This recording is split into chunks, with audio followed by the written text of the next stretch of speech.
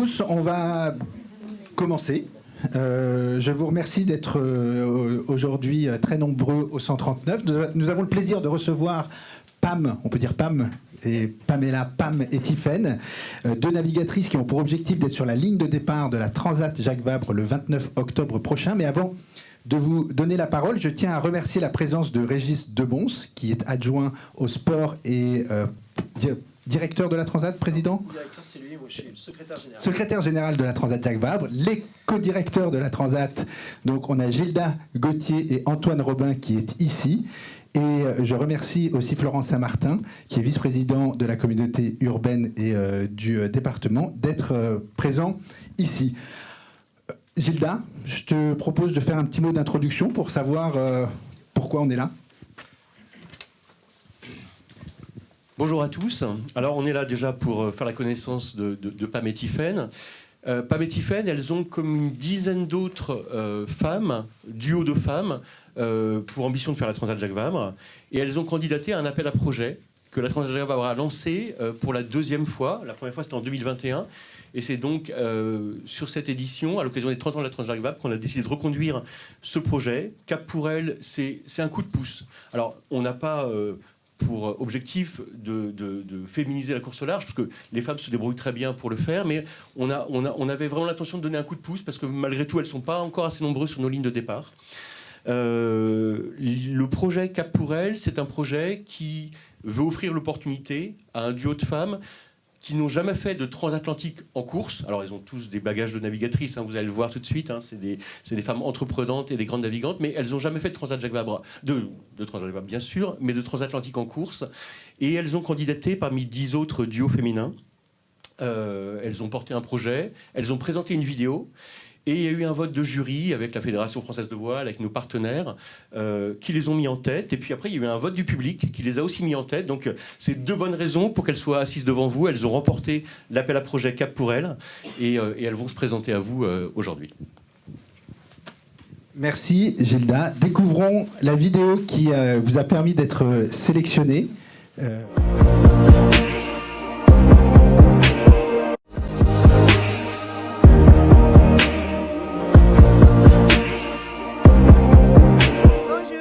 Je m'appelle Pam, je suis irlandaise. J'habite en France maintenant parce que j'ai un rêve pour être une skipper professionnel de course au large. Bonjour, je m'appelle Tiffaine, je suis française et j'habite en Bretagne. Donc après presque 10 ans en voile inshore et en match racing, j'ai décidé de me tourner vers la course au large.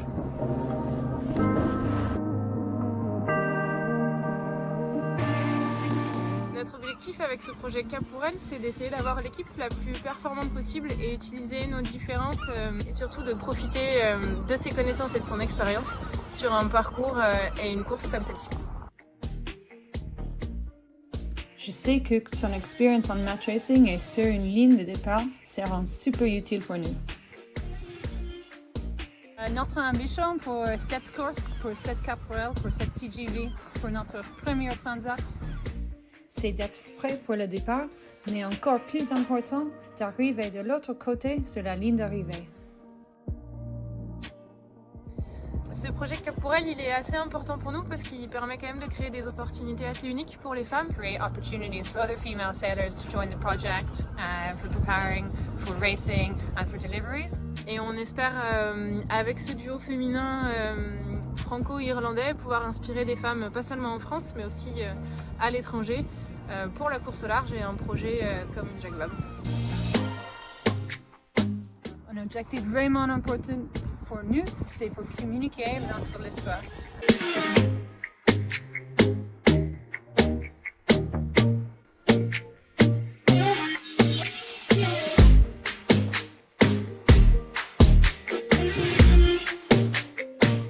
C'est vrai qu'avec un duo franco-irlandais, on s'est dit que la communication, ça serait vraiment notre fort. Entre parler anglais ou parler français, on n'a pas encore trop décidé.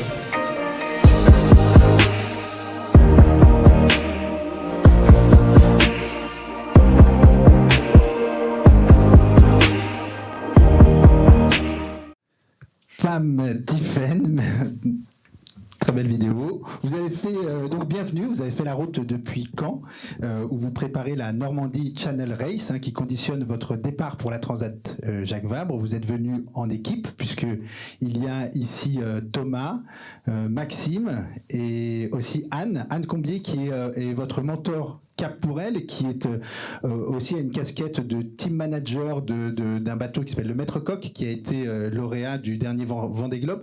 Peut-être, j'ai une petite question, je retarde de votre intervention, mais Anne, est-ce que vous êtes confiante dans ce duo ? Non, j'ai pas dit non. Non, je suis tout à fait confiante. D'abord, je les sens bien préparées, bien motivées, comme pas mal expérimentées. C'est pas parce qu'elles n'ont pas traversé l'Atlantique en course qu'elles s'en sortiront pas, mais je perds pas de vue que, et je l'oublierai jamais, une traversée de l'Atlantique, c'est une vraie aventure. Quel que soit le concurrent, quel que soit le bateau, c'est pas quelque chose d'anodin. Donc ne pas oublier ça, c'est très courageux de leur part de partir là-dessus. Et si je comprends, il y a aussi deux marraines qui ne sont pas présentes avec nous aujourd'hui, mais qui comptent dans l'équipe, si vous pouvez les présenter. Oui, alors effectivement, il y a 2 ans, on avait Julia et Jeanne Courtois, et il y avait les marraines qui étaient Clarisse Klemmer et Alexia Barrier. Et cette année, on a rajouté une nouvelle marraine qui est donc Sam Davis au côté marin, on va dire, et surtout une femme un peu d'exception qui s'appelle Stéphanie Frappard, qui est arbitre internationale. Qui a dû évoluer dans un monde d'hommes qui est très compliqué en football, donc jury arbitre international sur le terrain et surtout au milieu, au centre, en Ligue 1, et surtout première femme au monde à avoir arbitré un match de Coupe du Monde, le dernier Coupe du Monde au Qatar. Voilà, donc je pense qu'elle représentait vraiment, après avoir discuté avec elle, la femme qui connaît un peu la difficulté de développer dans un monde d'hommes, et je pense que dans la course au large, maintenant on a beaucoup évolué, mais ça a été aussi un chemin de croix, je suis bien placée pour le savoir. Merci Anne. Pam, Tiffaine, à vous. Vous êtes dans quel état d'esprit à 5 mois du départ de la Transat ? Vous avez des micros à votre disposition. On est forcément un petit peu excité parce que ça commence à se rapprocher sérieusement. Forcément, il y a aussi un petit peu d'angoisse et d'anxiété qui monte un petit peu. Il faut qu'on soit prête, que le bateau soit prêt. Plus on avance, plus on se rend compte qu'on a des choses à préparer, que comme on est un petit peu de perfectionnistes toutes les deux, on aime bien que tout soit bien prêt et qu'on soit bien à l'aise et bien sûr de nous. Donc c'est un peu un mélange des deux, d'excitation et d'anxiété. Après, je pense que c'est un bon mélange et c'est quand même ce que ressentent pas mal de sportifs avant des grandes échéances. Donc voilà. C'est votre première transatlantique en course, voire même ta première transatlantique tout court. C'est quelque chose dans la vie d'un navigateur ou d'une navigatrice, une transatlantique ? Oui, je crois, j'ai toujours fait la comparaison entre l'autre sport comme mountaineering ou des choses comme ça. Pour traverser l'Atlantique, c'est un peu comme faire Everest ou l'autre grand objectif comme ça, ou pour le courir, pour faire un marathon comme ça. Donc c'est vraiment un truc et un bel objectif et un bel adventure. Et je crois qu'il y a beaucoup de jeunes navigatrices et navigateurs qui ont un rêve de faire un transat. Et c'est compliqué, c'est pas facile, donc il y a beaucoup de choses à faire.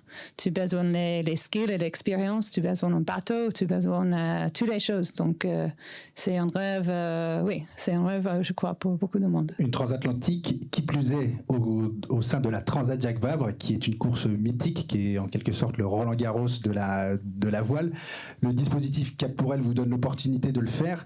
C'est comment vous vous sentez chanceuse de participer à cette course ?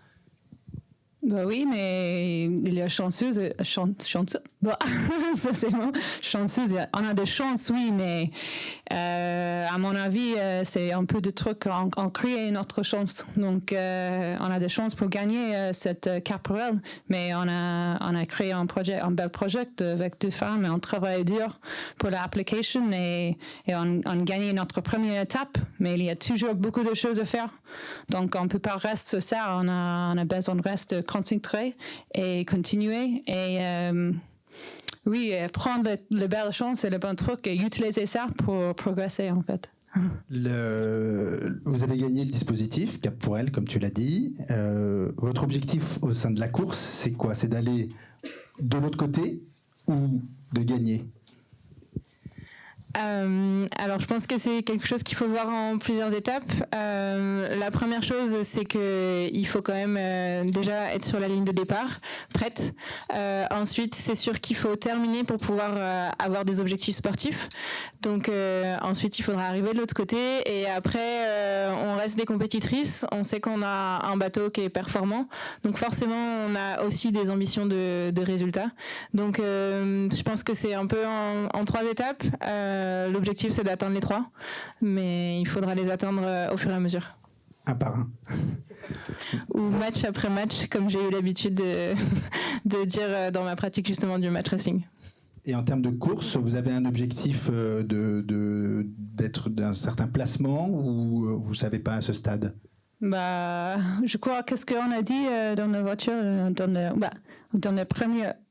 le premier 15, c'est hyper top. Dans le premier 20, c'est toujours vraiment bien. En fait, à dimanche prochain, on va faire des départs d'une course Normandy Channel Race. Et si tu vois la liste de le navigateur et la navigatrice, mais plus le navigateur, il y a beaucoup de skippers avec beaucoup d'expérience en hyper haut niveau, mais aussi avec beaucoup de bateaux niveau. Donc, en fait, le niveau de la classe 40, c'est hyper haut maintenant, mais pour nous, c'est une opportunité incroyable pour être sur le même départ que le monde qui sont vraiment connus. Donc, oui, c'est pour finir bien et pour finir dans les premières 20. Après ça, le premier 15, peut-être c'est possible et c'est un objectif, oui. Le classe 40, c'est la catégorie de votre bateau. Vous avez le numéro 154. Quelle particularité il a, ce bateau? Alors c'est un bateau qui a été construit en 2018 pour Johan Richomme, qui a gagné la route du Rhum avec ce bateau-là. Ensuite, il a continué à avoir plutôt un bon palmarès sur la Jacques Vabre en 2021. Il fait 6e, sachant qu'ils avaient été 3e, je pense, pendant une bonne partie de la course, et qu'après c'est plutôt des erreurs des marins qui font que le bateau perd des places. Donc on sait qu'on a un bateau qui est pas forcément parmi les tout dernier né de la classe, qui reste performant malgré tout. On sait qu'il est assez fiable, il a presque plus d'expérience que nous, on va dire, sur des transats en course. Donc c'est assez rassurant, ça permet vraiment aussi de se concentrer plus sur nous, notre préparation à nous. Et on sait que la préparation du bateau, c'est juste des petits détails à changer, mais pas de la grosse fiabilité à faire. Donc c'est l'avantage de ce bateau-là. Oui, et c'est un peu comme c'est notre utile, notre machine en fait. Donc on a le bateau et on a nous, mais on a beaucoup de travail à faire pour connaître bien notre bateau et pour trouver le bon mode. Et parfois il y a beaucoup de nouveaux bateaux avec un nouveau système de construire. Donc sur certains modes de vent, peut-être on peut gagner plus. Donc on a beaucoup de travail à faire pour connaître bien ça et pour créer une stratégie qui marche bien pour nous et notre bateau en fait. Donc ça c'est aussi intéressant. Et vous allez passer à peu près une vingtaine de jours sur ce bateau.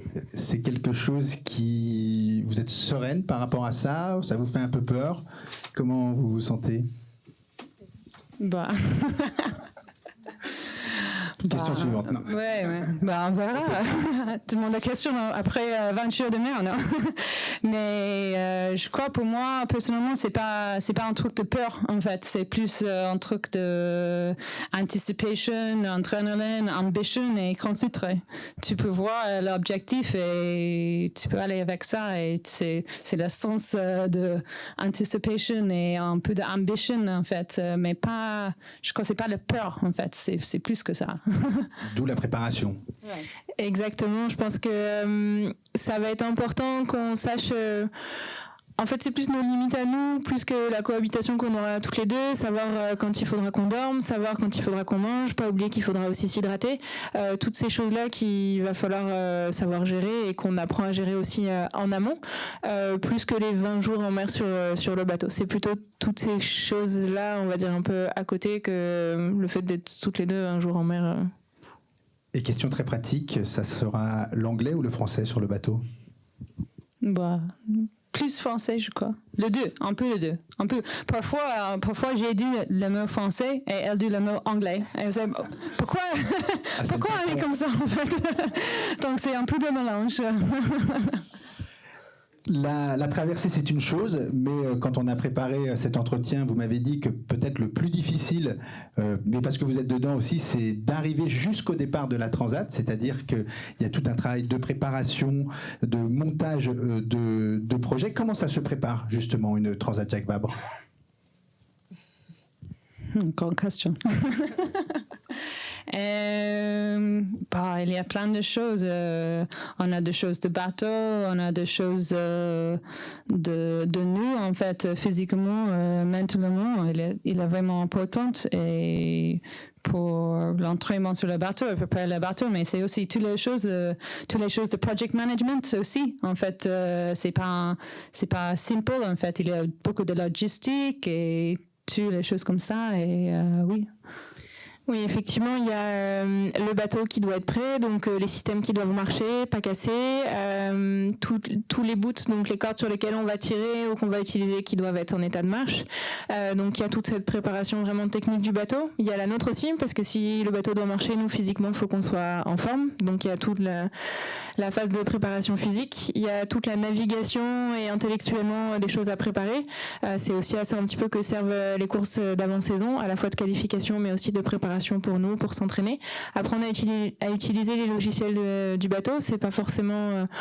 c'est globalement souvent les mêmes, quelles que soient les classes de bateau, mais par exemple, en match racing et en course en flotte, on n'en a pas des logiciels, donc ça, il faut apprendre à les utiliser. Et effectivement, il y a aussi toute la partie logistique, donc prévoir les hébergements pour les courses, pour les arrivées aussi, comment déplacer les bateaux, comment préparer l'alimentation, il y a tout ça, et puis aussi la gestion du projet avec le financement à trouver et toute l'équipe à monter autour de nous, parce qu'on n'est pas seulement deux, même si on ne sera que deux à traverser.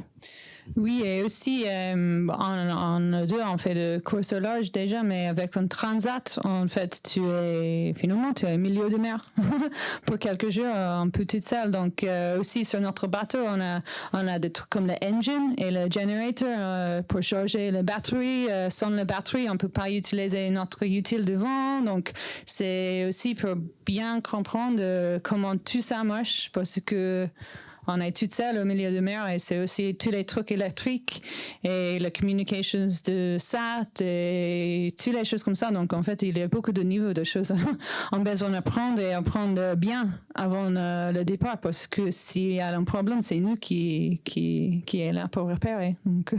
Du coup, tout ce travail préparatoire, le matériel utilisé, les équipes qui sont mobilisées, tu l'as un petit peu évoqué, ça a un coût. Vous avez bénéficié dans le cadre du dispositif Cap pour elle d'un coup de pouce, comme l'avait dit Gilda, de 40 000 euros. Derrière, combien ça coûte une Transat Jacques Vabre et combien il vous manque pour pouvoir la réaliser ? Alors, donc pour un projet en classe 40, nous, il va nous manquer encore entre 100 et 200 000 euros pour pouvoir vraiment partir sereine et dans les conditions optimales. Après, l'avantage d'un projet comme celui-là et avec la Jacques Vabre, c'est qu'un petit peu tout le monde peut y entrer. On a, on va dire, le ticket d'entrée de base qui va être aux alentours de 4 000 euros. Et après, un partenaire majeur, s'il veut s'engager, qui peut mettre beaucoup plus.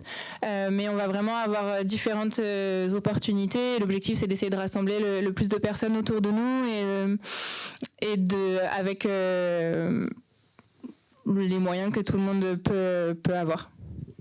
Oui, et aussi avec notre projet, on a vraiment l'objectif pour, oui, on a l'opportunité pour être le skipper de la course, mais aussi dans le course au large et dans les projets comme ça, il y a beaucoup d'opportunités pour travailler et on voulait bien être dans la position pour créer une équipe autour de nous, de l'autre femmes qui sont intéressantes pour travailler avec le course au large sur les trucs de preparation, sur les trucs de communication, sur les trucs de project management. Donc, avec plus de sponsoring et plus de l'argent, on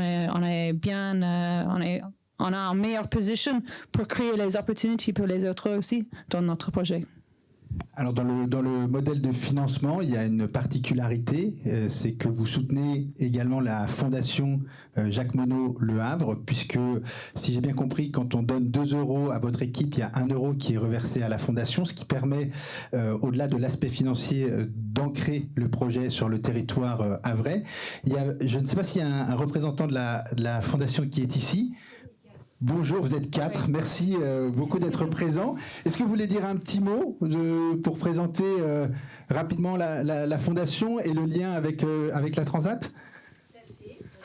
Moi, c'est pas bonjour. Donc la Fondation Jacques Monod Le Havre, bonjour à tous.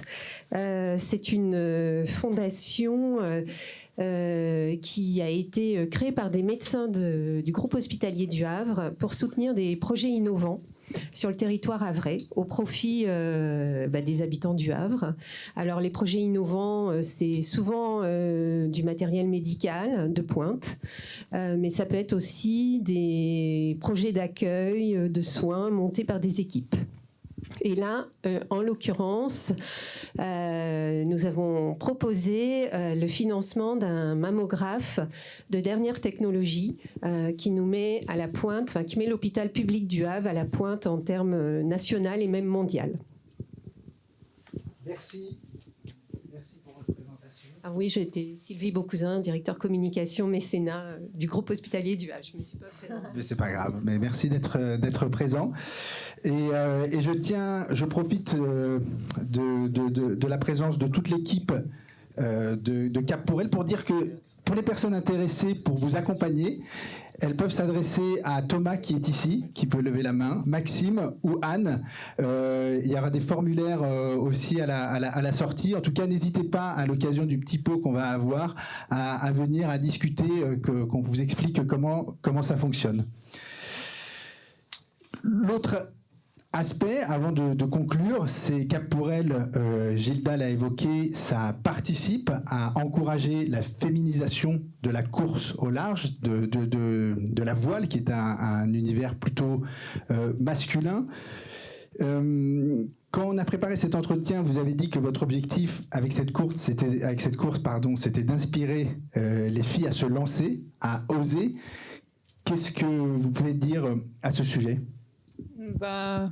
Pour moi, je sais qu'on est vraiment fortuné pour être dans notre sport et pour faire du sport professionnel. Et à mon avis, c'est le sport et surtout notre sport, c'est une belle opportunité pour utiliser notre position, pour créer de l'histoire, pour créer des exemples et pour créer les role models et les inspirations pour d'autres femmes et d'autres filles pour voir les choses possibles et pour penser si elle peut faire, pourquoi moi? Donc, c'est avec la course au large, oui, et c'est une belle industrie. Et avec mon profession dans la course au large, j'ai fait beaucoup de choses incroyables. Et je voudrais bien s'il y a plus de femmes qui avaient l'opportunité de faire des choses comme ça, mais à la même fois, pas seulement dans notre sport, mais dans toutes les choses, en fait. Si tu peux voir les femmes qui font les choses incroyables et font les choses un peu différentes, mais tu as des role models comme ça, je crois que ça peut changer beaucoup dans notre société, je crois, j'espère.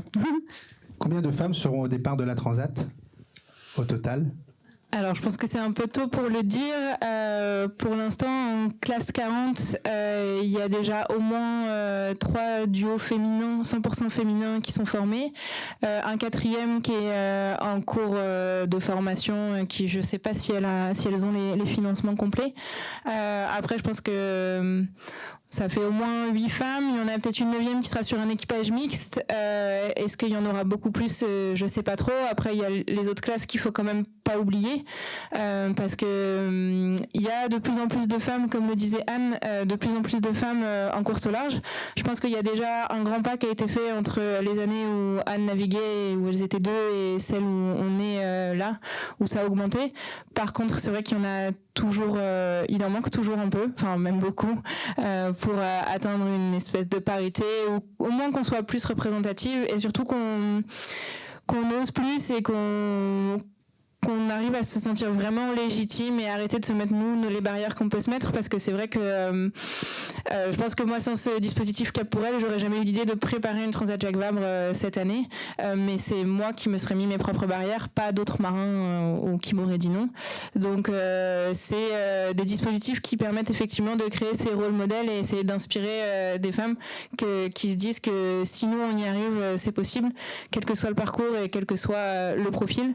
Et donc c'est un petit peu ce qu'on voudrait faire aussi avec le projet, que ce soit pour des navigantes ou pour d'autres postes dans l'industrie de la course au large, avec notamment les préparateurs et les préparatrices qu'on a pu avoir et qu'on aura pour la Jacques Vabre, les personnes qui vont nous aider aussi sur les convoyages du bateau, parce que ce sera l'opportunité de faire naviguer d'autres femmes, pas dans des conditions de course, mais sur des bateaux de course, de commencer à les former et essayer aussi de transmettre un petit peu ce que nous on peut apprendre à d'autres pour qu'il y en ait d'autres derrière. Oser et se lancer, je pense que ça parle au réseau Femmes et Challenge qui promeut l'entrepreneuriat féminin sur la région de la Normandie.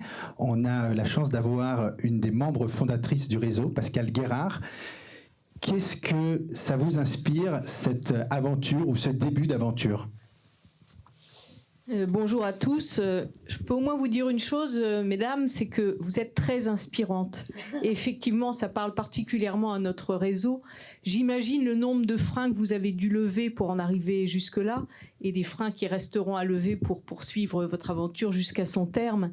Alors ça parle au réseau Femmes et Challenge, puisque effectivement on cherche à promouvoir l'entrepreneuriat au féminin, on cherche à amener les femmes à mener leur carrière en dominant leur peur, en passant tous ces obstacles-là, puis en prenant place dans cette mixité à laquelle on aspire particulièrement. Alors, il y a des mots qui sont revenus souvent dans vos interviews, c'est le mot ambition. Voilà. Ça, on essaie de promouvoir cette ambition et que les femmes assument le fait de pouvoir être ambitieuses et d'arriver à remplir leurs objectifs. Et puis, dominer les peurs, je l'ai indiqué, et oser. Vous avez souvent employé le mot oser. Et je pense que c'est ce que veut promouvoir Femmes et Challenge, c'est vraiment amener les femmes, aidées par les hommes, parce que parmi nos 1500 membres, il y a des hommes, voilà, qui favorisent cette mixité. C'est vraiment de parvenir à dépasser tous ces plafonds de verre et à se dire, voilà, on peut lever ses freins, on peut oser, on peut ambitieuse et on est fier de l'être. Alors je vous souhaite vraiment une belle navigation et une belle aventure et sachez que je saurai transmettre à tout le réseau Femmes et Challenge qu'il convient effectivement de vous soutenir et de vous aider à amener jusqu'à son terme cette aventure. Merci. Merci beaucoup pour votre intervention. Avant de nous retrouver à côté pour un cocktail déjeunatoire et poursuivre la discussion de manière informelle, est-ce que dans le public, il y a d'autres questions ?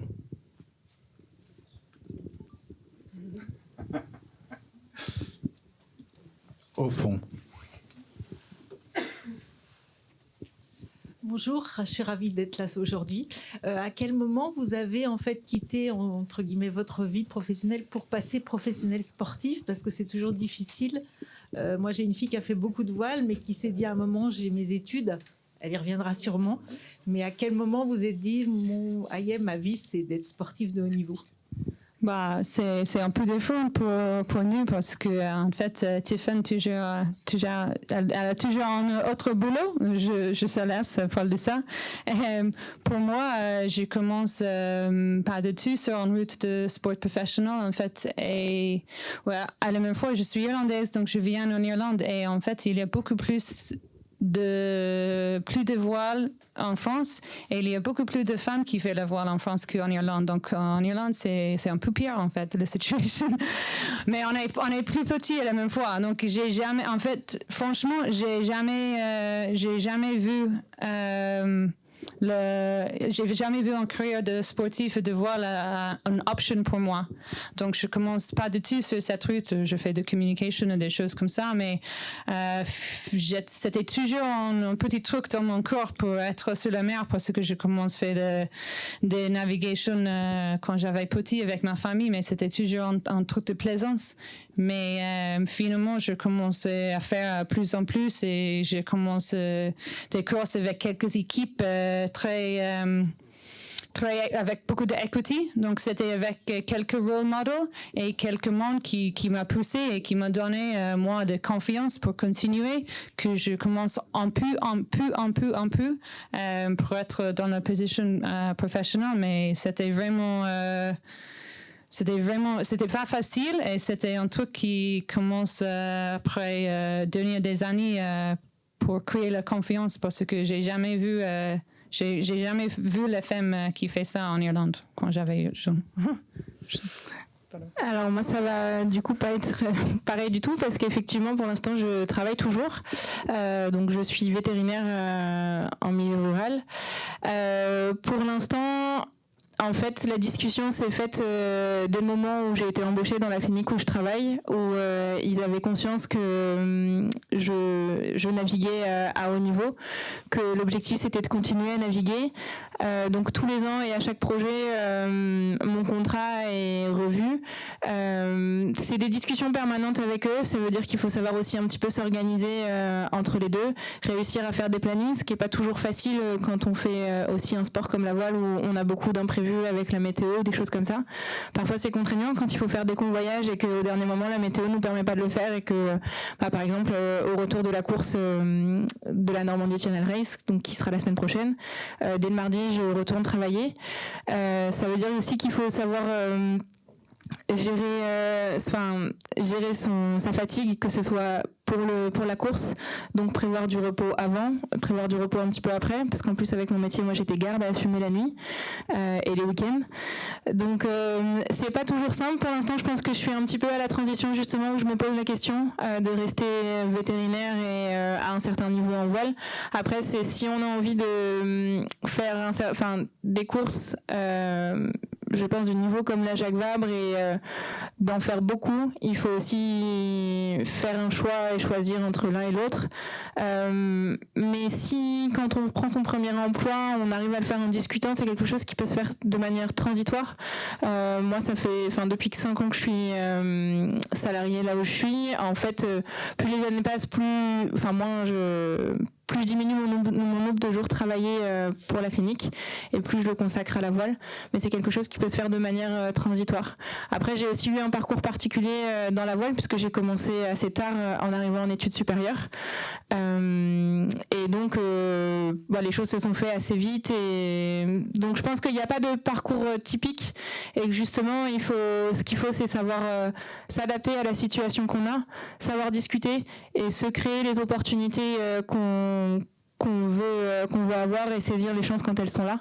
Après, je pense que en discutant et en arrivant à convaincre et à fédérer les gens autour de nous, on arrive à monter des projets comme cela et à gérer des transitions en fait entre un milieu plus classique d'entreprise et un milieu de skipper en course au large.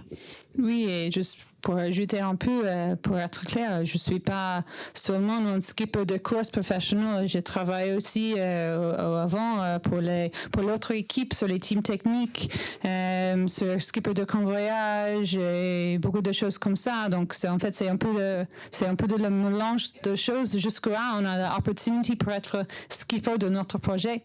Donc, mais c'est aussi pour ça, c'est intéressant pour ouvrir notre sport et de course au large, en fait, parce qu'il y a beaucoup d'opportunités pour travailler dans le monde du sport, pas seulement être le skipper sur les choses techniques, d'engineering et des choses comme ça. Donc, en fait, c'est un carrière diverse, en fait. Ouais. Oui, enfin c'est pas une question, moi je voulais faire une petite remarque. D'abord, vous dire bonjour et vous dire que nous, Ville du Havre, avec Jacques Vabre et avec la région, on a bien choisi. On a bien choisi et franchement là je suis ébahi par la qualité de votre communication. Je pense que tout le monde l'a été. Ça donne vraiment envie de continuer à vous suivre. Et j'aimerais rappeler juste 2 petits éléments pour bien comprendre le projet, comment il a été lancé. Il a été lancé en janvier dernier où ces demoiselles avec environ une dizaine d'autres équipages ont postulé sur Cap Pourel. Ensuite il y a eu un jury et avec une décision qui s'est tenue le 8 mars, le jour de la journée de la femme, parce qu'on souhaitait vraiment aussi promouvoir de A à Z l'ensemble de ce projet-là, et vous allez pouvoir continuer de les suivre. Ça, c'est la bonne nouvelle, c'est-à-dire que jusqu'au départ du village de la Transat, donc jusqu'au 20 octobre prochain, il va y avoir environ 8 moments d'ici là qui vont être mis sur les réseaux ou qui vont être mis en forme de feuilleton pour que vous puissiez faire découvrir à la fois la façon dont vous montez votre projet, dont vous montez votre ambition, vos entraînements, et que l'ensemble des spectateurs, des Havraises et des Havrais qui vont pouvoir assister à leur histoire puissent se rendre compte de ce qui se passe sur l'eau. Parce que hélas, il y a beaucoup trop de Havraises et de Havrais qui habitent au bord de l'eau, qui voient des belles voiles le week-end sur l'ensemble de notre belle flotte, mais qui ne comprennent pas comment ça fonctionne et comment ça marche. Et donc nous, le bureau de la Transat, on a souhaité expliquer de façon pragmatique ce qui se passe, comment un équipage vit, comment ils vont gérer leur sommeil, comment ils vont gérer leur alimentation, comment ils vont se préparer, comment ils vont aller chercher du sponsoring, comment aussi ils vont se préparer sur le plan tactique, un bateau à quoi ça ressemble, qu'est-ce qu'un classe 40, je suis pas persuadé que tout le monde voit bien ce qu'est un classe 40, et donc ça pour nous c'est important puisque le village de cette année 2023, des 30 ans de la Transat, va être un village d'expérience où on souhaite associer le maximum de personnes à comprendre le monde de la voile et à avoir envie de faire de la voile. Aussi bien les hommes que les femmes. Et en effet, même chez nous, au niveau du Havre, on a environ que 40% de jeunes femmes qui font de la voile pour 60% d'hommes. Donc on espère, même si on est dans une bonne dynamique, continuer avec vous. Et donc on va vous suivre avec beaucoup de plaisir. Et franchement, on s'est pas trompé. Et donc je suis vraiment heureux du choix qu'on a fait. Donc bonne continuation. Merci, on a largement dépassé le temps imparti. Je vous propose de poursuivre la discussion à côté, autour d'un verre de fruits de mer et de glace pour le dessert. Merci beaucoup pour votre présence. Merci à tous d'être venus. Et merci pour l'organisation. Hein. Oui, merci. Et merci pour l'accueil. Et merci pour tout.